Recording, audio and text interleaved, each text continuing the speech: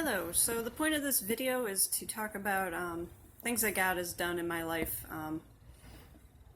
and it's part of this challenge that my church is doing. It's called the Red Letter Challenge, and it's a book where each day you do a different thing that God calls you to do, and one of the things in the challenge is to record what God's done in our lives and post it to social media.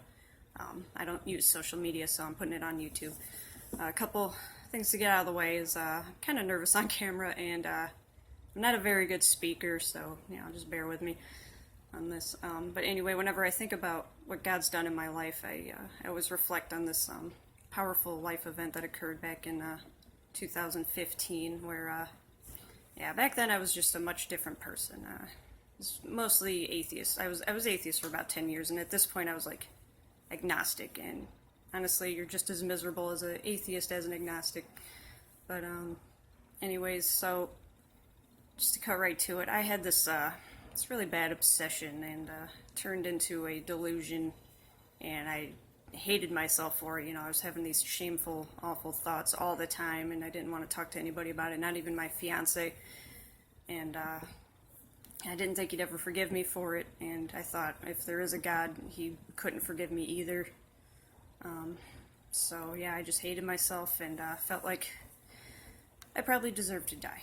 So what I did was I took 50 Propranolol pills, and if you don't know what Propranolol is, it's basically a pill that people with anxiety might take like before they have to go to a job interview or give a speech or something like that. And all it does is it slows your heart rate down a little bit, just so you don't feel the physical effects of anxiety. So like racing heartbeat and stuff like that, just, makes you more comfortable. And that's it. It doesn't get you high or anything like that.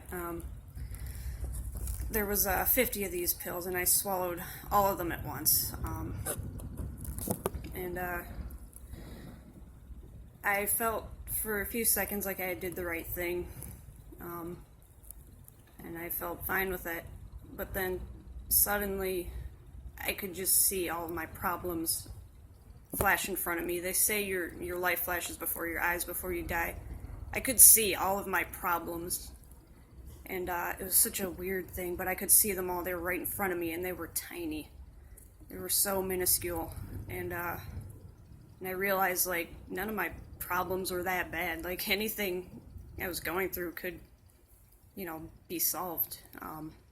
But now I had this bigger problem of dying, and I became horrified, so I called my fiance and told him what I did, and I called police, and, I called 911, and they kept me on the phone till the ambulance got there, and by the time I got onto the ambulance,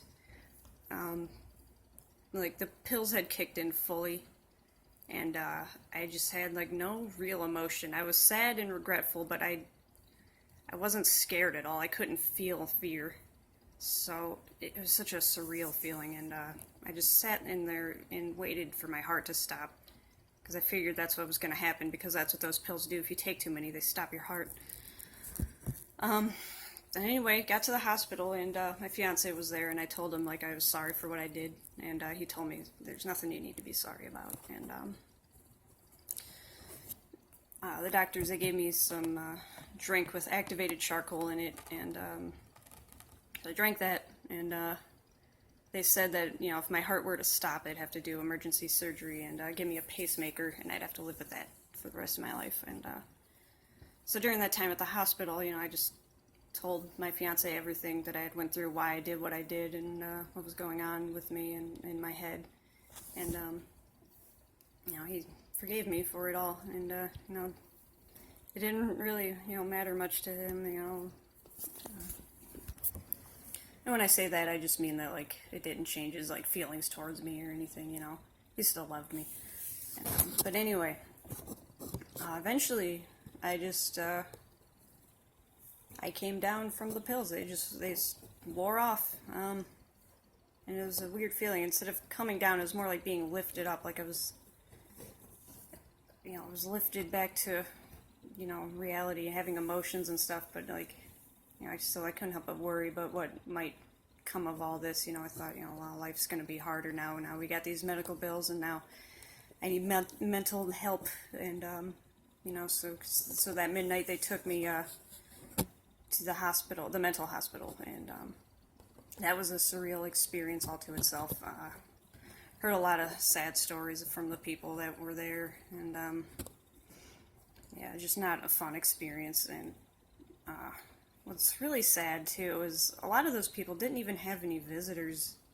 Most of them didn't, and a lot of them were there for reasons that they couldn't even control. Like, it wasn't their fault, and they didn't even get any visitors. And my fiance visited me every day, and so did his mom, and they stayed like the whole 2-3 hours or whatever it was that they were allowed to stay. And yeah, so many people didn't get any visitors, and so yeah, I mean, I guess I'll just say, like, if you know somebody who's in the hospital or the mental hospital, go visit them and encourage them, because they really need it, and they're a lot sadder there than you might realize. Anyway, so not that morning right after I was brought there, but the next morning, when I was at the mental hospital, I woke up randomly at 4 a.m. and I didn't have anything to do. I just looked out my window, and it was before the sun came up or anything, so it was still dark, and I could see the clouds, and the clouds looked so weird that night. They were lower than they've ever been, like that I've ever seen, and I've never seen this since either, but they were just moving like water moves down a river, like kind of wavy and swirling, and like I've never seen anything like it. So I just lied there and I stared at the clouds. I had all these thoughts racing through my head, and then something moved into view that just silenced my mind, and because of what I saw, to this day I can't deny God is real. And I know I wasn't hallucinating. I know I was in the mental hospital, but I wasn't seeing things. This was real. I wasn't on any sort of pills or drugs of any kind, but yeah, I saw that, and my mind went quiet, and the first words I could think in my head were Archangel Michael. And then I had this feeling in me, like God speaking to me, and he gave me this knowingness that, everything's going to be okay, and that I was right where I needed to be, and it was all going to be all right.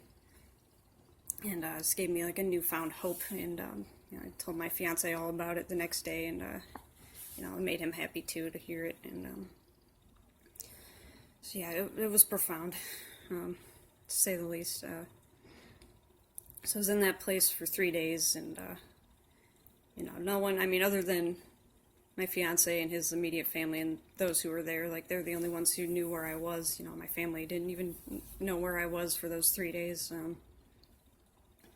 But yeah, and then I got out of there, and then later found out that my fiance overheard the doctors talking, and they were shocked that I made it. That my heart didn't stop, at least, and so yeah, that was really interesting to me. I didn't know that, I didn't hear them say that, but yeah, they were amazed that I lived. So kind of experienced 2 miracles at once, and that's what God did for me. He saved me from dying, even though I didn't believe in him. I didn't deserve it. I didn't deserve to live. Like, he saved me and kept me from killing myself. And yeah, so since then, things have been better. They haven't been perfect. I'm not perfect. I'm not going to say that I am, but since then, I've been baptized. We've become members at our church, and we got married. I've been off drugs ever since. I'm a more positive person.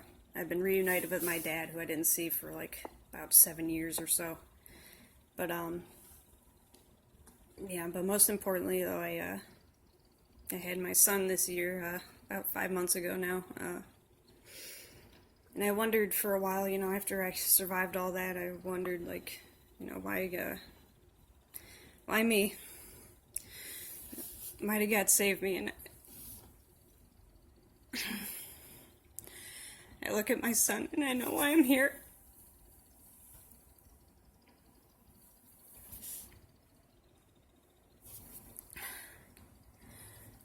So, I just want to tell you all, whatever problems you're going through in life, you know, whether it's a mental issue or a money issue or relationship issue, that God will pull you through. You know, no problems are insurmountable for Him. And just if there's ever a time you don't know what to do, I'm sorry. If there's ever a time you don't know what to do with your life, just pray about it and just leave it to God, because He can make it all okay. And He will. But yeah, that's what God's done for me. Thank you for watching.